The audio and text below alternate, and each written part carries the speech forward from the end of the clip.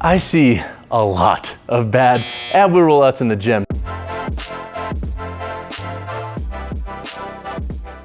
Four steps to clean up your ab wheel rollout and make sure you're performing them to your best abilities is step one, setting up in a comfortable position. And this is constantly overlooked. I see folks do these without any pattern of the knees and they get really uncomfortable, and then you're focusing so much on what the knees are feeling that you're not focusing on what the core should be doing, or they're setting up with an advanced progression like bringing the feet up before they're necessarily ready. So the first step of a great ab wheel rollout is just making sure you have a nice comfortable position to really focus on what we're trying to do.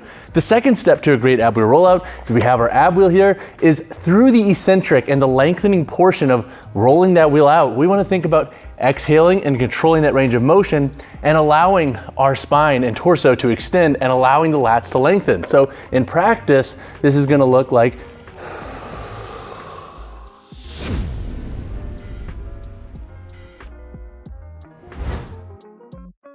and now the reason why we want to focus on exhaling during that eccentric is because if we have a big belly breath, we're not going to be able to allow the spine to do its thing to allow the core to stabilize the spine. So we want to make sure that we're really conscious of our breathing with the ab wheel rollout. So now once we are in that lengthened position, we're going to start step three.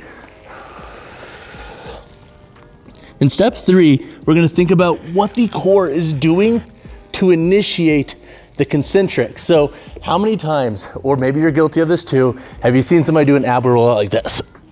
They shoot the hips back and create like this weird pseudo like hip shoot kind of form with the ab wheel rollout. We don't want to do that. We want to initiate the concentric with our core. Now, how can we cue this? How can we get a little bit better at this? A cue that I personally love is to think about a puppeteer pulling on the mid back with a string. This is going to create a nice mindset to flex the core to create that movement. So we are exhaling, we're out, and now we're starting that with the core. So the core is bringing this wheel in. I'm not going out, shooting my hips back. I'm not rolling in with my hands and my lats. So far too often you'll see stuff like that. You'll get some benefit there, you'll get some work, but you can optimize this a little bit better by breathing out and making the core do this movement. Realistically, if you do these correctly, you'll likely notice that your tempo slows down naturally.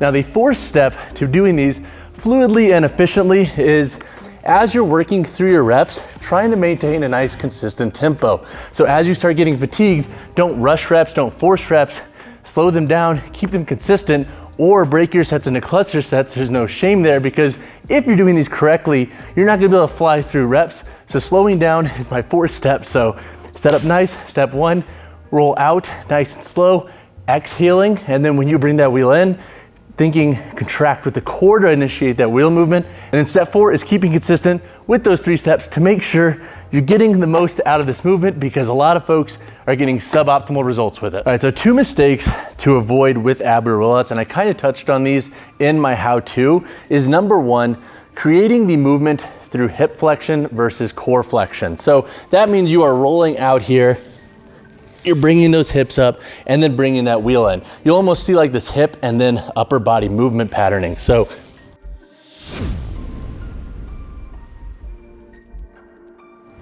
hip, and then you'll see the wheel roll in. And yeah, sure, you're gonna feel some core with that because of the nature of the movement, but you're not getting the most out of it. So to eliminate this, once again, we're gonna focus on creating flexion to the core to initiate that concentric.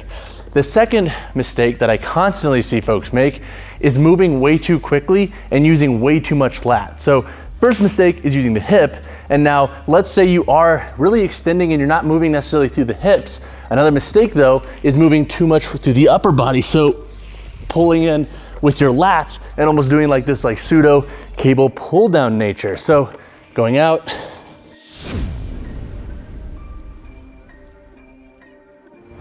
pulling in with the lats.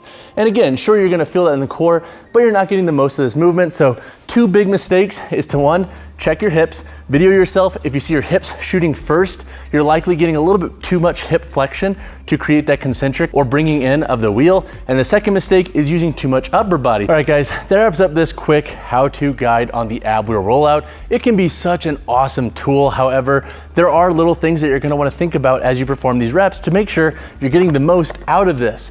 If you have additional questions on ab wheel rollouts and the mistakes I discussed in this video, drop a comment down below or reach out to me personally, whichever you prefer. And as always, drop a like on the video, drop subscribe to the channel, and if anything, give me a pity like, because doing those ab wheel rollouts while coaching them is freaking tough. So pat on my back for really struggling through a couple reps for y'all. So give a pity like for that. I'll see you guys.